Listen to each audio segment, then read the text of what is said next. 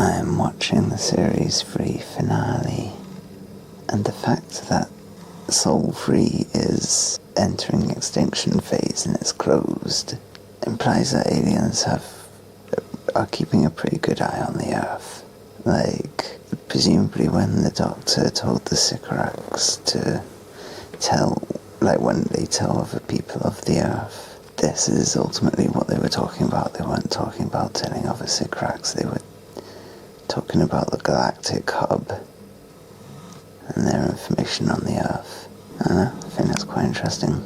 Wait, what if the Time War was waged on Earth? And Earth was the central battleground of it, and that's why so much stuff happens on Earth. Because the Master says, I remember the days when the Doctor... Oh, that famous Doctor was waging a time war. Waging time war.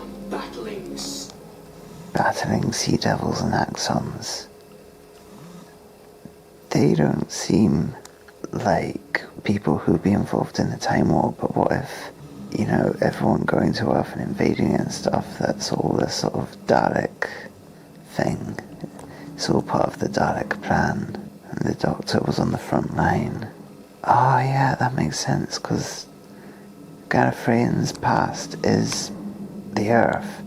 Like, I think, especially because, now we know that the Time Lords can't reproduce, I think, it's obvious that Time Lords come from Earth. They select particular humans to become Gallifreyans, which is why in The Timeless Children we find out that all the flashbacks of, Irish police officer Brendan are just the memories of the Timeless Child being made uninteresting so that no one would notice, but it's clearly from Earth, it's not from Gallifrey, so why would no one notice? Surely that's the most noticeable thing if it's on a different planet to Gallifrey. Unless all Time Lords come from Earth, and therefore their histories are just normal, boring Earth lives. Which means that Gallifrey Time Lord's origins are on Earth, which is why Earth is attacked so much by the Daleks, why it's attacked so much by other beings, because the Daleks are manipulating things behind the scenes to weaken the Earth and to end the Earth. This isn't usual for Earth. The whole, Sol 3 is, closed because it's entering extinction. That's probably, that whole galactic hub thing is probably fueled by the Daleks. The Doctor talks about how the Daleks have the greatest database in the universe. The Daleks are probably feeding the galactic hub information. They probably don't want, other aliens coming in and stopping the Master messing stuff up for the Earth. These two things happened during the Third Doctor's era. This is absolutely part of the Time War. The whole of Doctor Who, when it's relating to humans, this is the Time War. The Time War would attack the origins of the Time Lords, and the Time Lords' origins are on Earth. And while the Doctor usually is fighting battles to save the Earth, maybe when they become the War Doctor, they have to, go beyond the Earth and actually fight the Daleks beyond this one point. Yeah, so that's what's going on here. Axons. You sealed the rift. He sealed the rift at the Medusa Cascade single-handed. And we remember that the Medusa Cascade is where Davros is hanging out with the Daleks. Clearly this is a Dalek thing here, and if this is a Time War thing, then so are the Sea Devils and the Axons. I wonder why the Daleks are attacking, modern day so much, from, the 60s to present day. Are they trying to create a weak point in the world?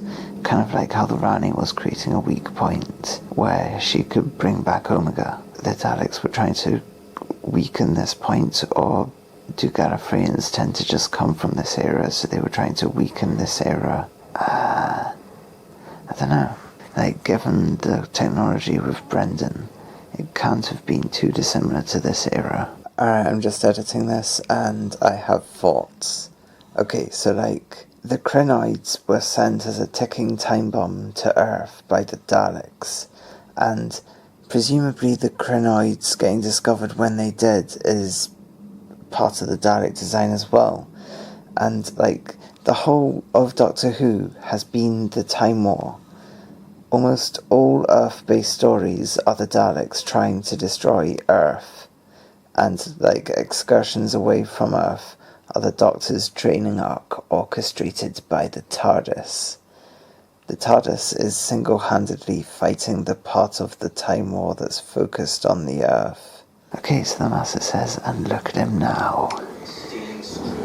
Stealing screwdrivers, but he has a laser screwdriver, and the sonic screwdriver works as a screwdriver because it uses sound waves to twiddle screws. So how is a laser screwdriver a screwdriver? Is it just like, there's some screws, let's just attack it with a laser, and that will blow up the screws? Fascinating definition of a screwdriver. Alright, quick question. I know it's obvious what the answer is. Screwdrivers. How did he ever come to this? Oh yeah, me. Oh yeah, me. Alright, so what if me was responsible for stuff, you know? The Doctor went to the end of the universe. Presumably me was there. And Professor Yana would have known about me. Maybe there's something to do with it, like, sure, it's the Master's fault, and obviously they're claiming credit for it, but what if they're not?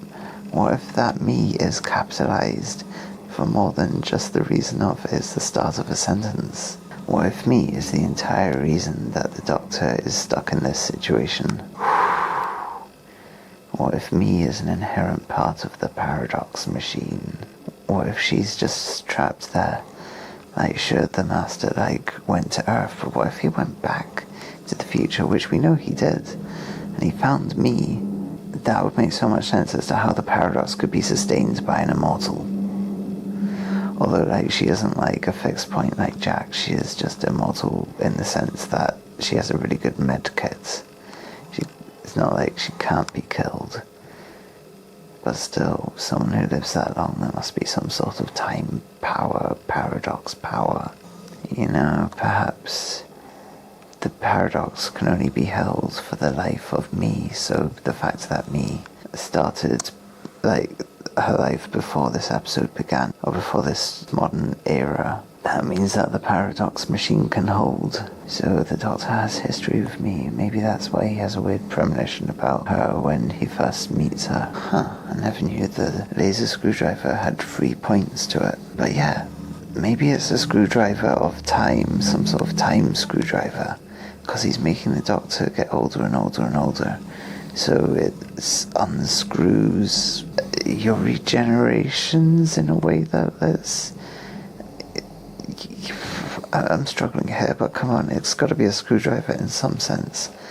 And he's a Time Lord, so it makes sense that it's a time screwdriver. God, humans are so limited with ideas of what a screwdriver is. Alright, so the Master says he'll stop once the Empire is established.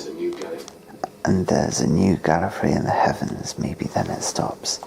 But the Rani was also talking about making a new Gallifrey, and you gotta wonder, like, I mean, I guess the Rani was trying to make a different kind of Gallifrey with, like, Omega's DNA. But how's this guy gonna get a new Gallifrey? Is he gonna procreate with the Master? I mean, is he gonna procreate with the Doctor?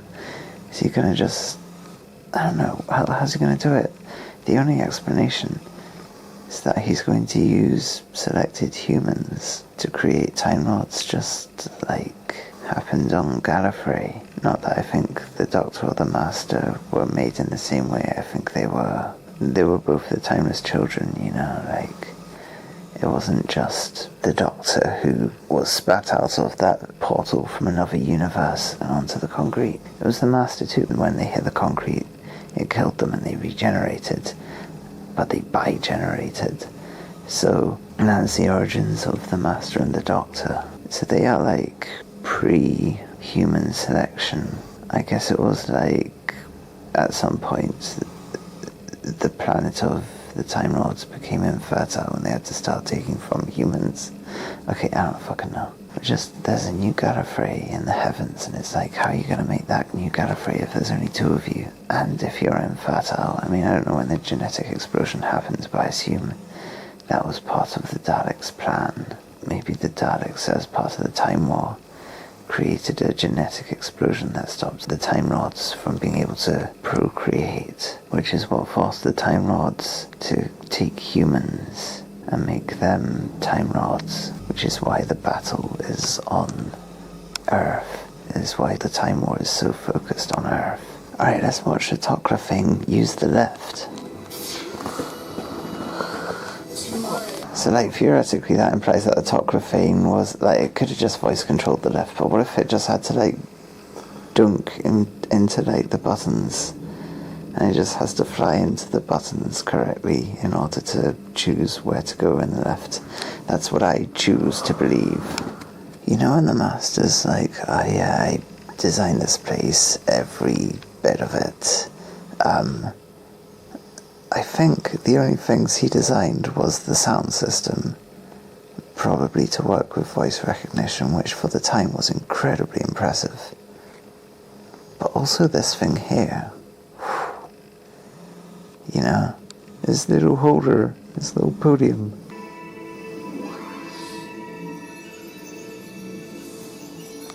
Like, look at that.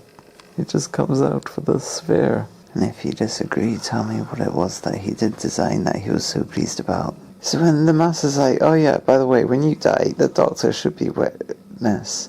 Like, he already, like, tells Martha, oh yeah, you've been trained well. Like, the Master clearly already sees Martha as just a pet to the Doctor, which is what they are. And perhaps they want to turn the Doctor into John Wick, where he's bent on revenge against the Master because the Master killed the Doctor's equivalent of a dog. Alright, look, I've been thinking about the Brendan thing, and I know it's not got anything to do with this episode, but I was talking about it before, so I'm going to talk about it. Like, you know, why is the Brendan thing, like, why is that meant to make, like, the Timeless Children Brendan thing? Why is Ireland relatively untouched by technology? Like, you know, like, why is that unnoticeable? Is it because Gallifrey is the British Empire? That's what it is. It's the British Empire taken to space. The Brits have just colonized time itself, like, and that's why they have their roots in Britain particularly. That's why the aliens are attacking Britain particularly, because it's not just Earth people, it's specifically Time Lord society is the British Empire taken out to the stars. Alright, so this is the big moment where, like, Martha's getting brought in, the countdown's gonna happen, it's all, like, coming to a climax, and the Master looks like this. To me, he looks like he's holding in he's trying to fart without shitting himself. But it has also been theorized. Wait, are you okay with your voice being on camera? It has been suggested that he's ruminating about how he's realizing that the Doctor will never kiss him in this form, and he has to regenerate into a woman in order to be kissed by the Doctor. But it's also been suggested that he's actually intentionally holding in a fart, and this is the face of someone holding in a fart, because he's going to unleash it at the most dastardly time possible. And if you want evidence of this, he's already done this in the past. Look at Jack's face. That is the face of a man who has had his face shut on with powerful fart blasts propelling it into his face. Like, that's a fucking splatter zone right there. So this is not a baseless theory. This is based. No one else has ever suggested why Jack has his face like this. Alright, when Martha's mum is, like, threatening the Master, the Master's like, go on, do it. And I think that's him being, like, wanting someone to shoot him so he cannot regenerate in front of the Doctor. Regenerate. Just regenerate. Please. Please. Alright, so the way the Master's like, he is about to fart. This is when he's about to fart. He's going to unleash the most devastating fart. Probably a poo fart. And, like, when he farts is basically when the music kicks in. So we don't actually hear it because it's such a devastating fart that this fart isn't for kids. You can see the Master in his last moments of life just holding in that fart till the perfect moment. Look at that. The effort. Alright, so the Master rolls his eyes as if he's dying, and then the Lieutenant's just like, no, you're dead! But he's not dead yet. He's holding in this fart just to deliver one final potent message to the Doctor.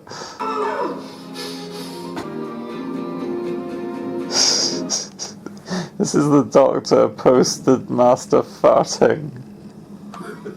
This is why he's burning him to death. He's like, fuck this guy.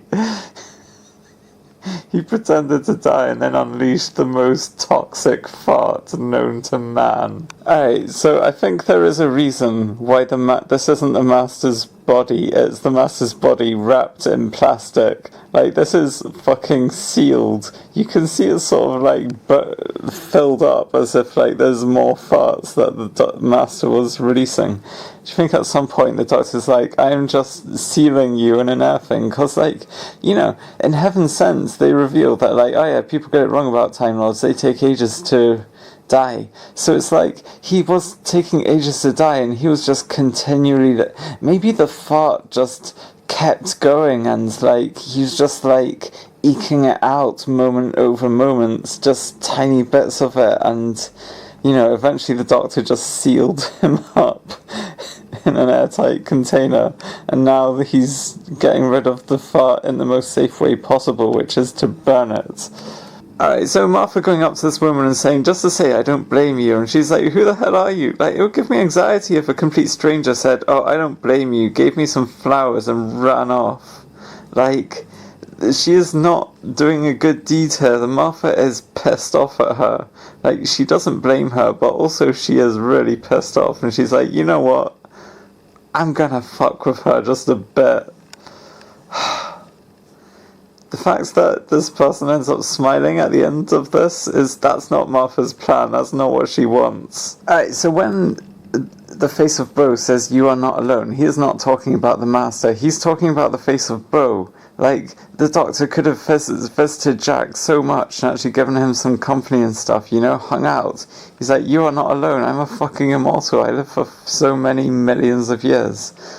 There's nothing to do with the Master. Alright, so for Leo, this must be really fucking weird, because his entire family has just been through massive trauma, and his mum is now back with his dad, which Martha said would never happen in a million years. So, like, this must just be really weird. A wise friend told me yesterday, if you, like, go through trauma separately to your family, then it sort of, like, pushes you apart, whereas if you experience it together, then it sort of brings you more together. Poor Leo! Fucking black sheep of the family or something. I don't know, he's just gonna be pushed apart from the family by this, you know? Not to mention, he was probably decimated right at the start of the Tok'ra thing coming down. That's my theory about Leo. He got killed pretty fucking quick. Anyway, bye. Alright, so Martha knew where that woman, knew about the woman who she gave flowers to, and she now is, like, just calling Tom Milligan, just being like, ha, and just gonna call him up and then hang up. And it's like, this is, I mean... It's a tale about, like, why we shouldn't dox people, you know, because chaotic, malicious elements like Martha will just use this information for nefarious ends. I know it's not that nefarious to just call someone and then hang up, but, you know, doxing bad. I've linked in my Instagram bio and my YouTube videos a Palestinian charity you can donate to if you want to support me. Also, you can help me with subtitles, and that would be really helpful and make my videos more accessible. Just saying.